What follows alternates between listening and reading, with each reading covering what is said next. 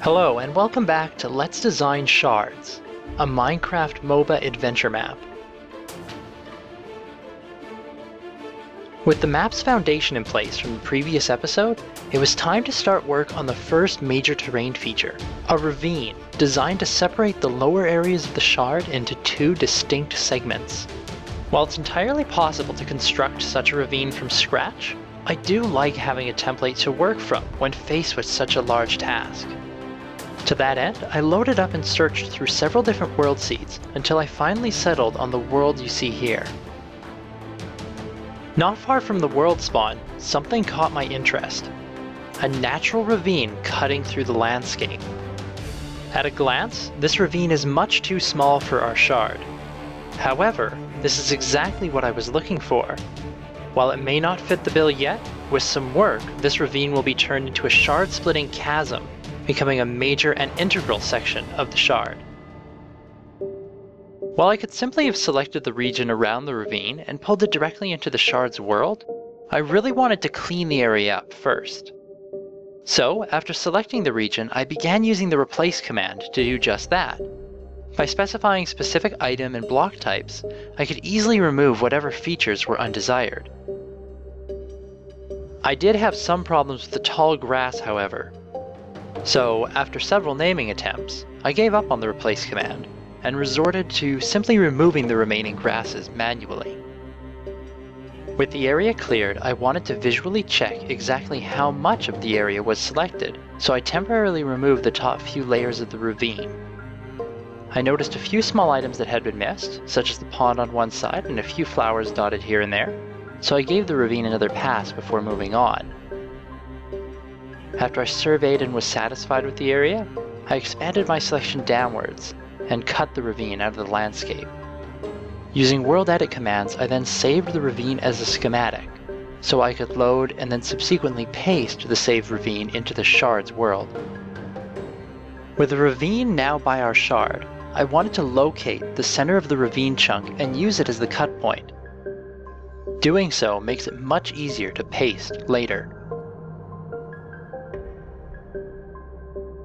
I moved on to where the ravine was to be placed, and then pasted the ravine directly into the shard.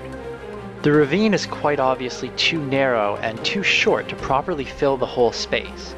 As stated before, however, this is just the template. I brought the ravine to the skies above the shard so I could begin my work. I started by raising the region up off the excess stone at the base, and then removed the unnecessary segments left below. I wanted to make the ravine longer, so I removed a portion of the chunk at the end, leaving the ravine open-ended. After copying the remaining segment, I rotated it and then pasted my selection. It took me several tries to get it properly aligned the way that I wanted, but before too long, I had doubled the length of the ravine. Before moving on, I quickly cleaned up the mess of gravel left underneath from all the cutting and pasting, and then cut the segment once more to leave the ravine open-ended. Using bedrock, I once again located the center of the new ravine, and then used that center as my cut point. After clearing the workspace and making sure I had what I needed, I made a quick placement below to see how it fit. This is when I noticed the edges left large gaps, so I brought the ravine back to the sky and corrected the problem. After that, it was time to expand the ravine into a wide chasm. To do this, I left the ravine in the sky and sliced off chunks to place into the shard. As I worked, I also removed the central pieces of the shard between the two sides, leaving a large gap down the center of the work area. This process, though lengthy, accomplished exactly what I was after. A wide ravine forming a major and distinct separation through the shard.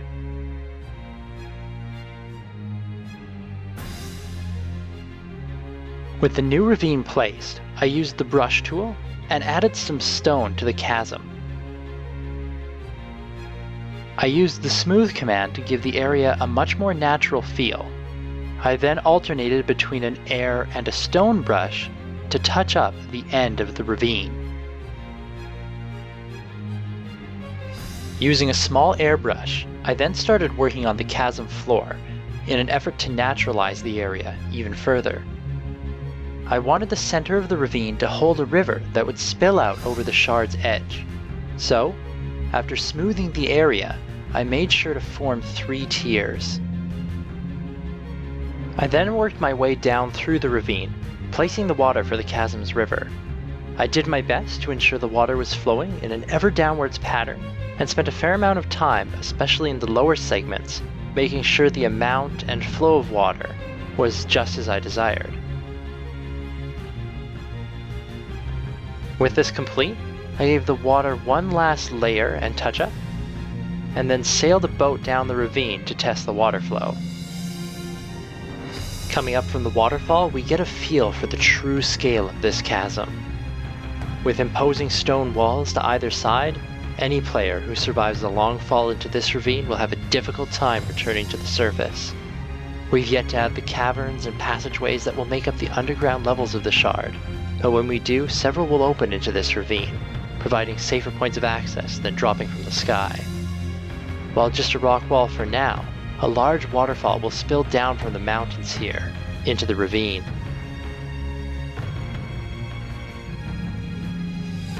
And there we have it, the finished product. An imposing obstacle splitting through the shard and bridged only by a neutral fort, the ravine will separate the opposing sides. We have plenty more terrain features to complete, but that will have to wait for a later time. If you've enjoyed this and you want to see more, leave a like, don't forget to subscribe, and I'll see you next time.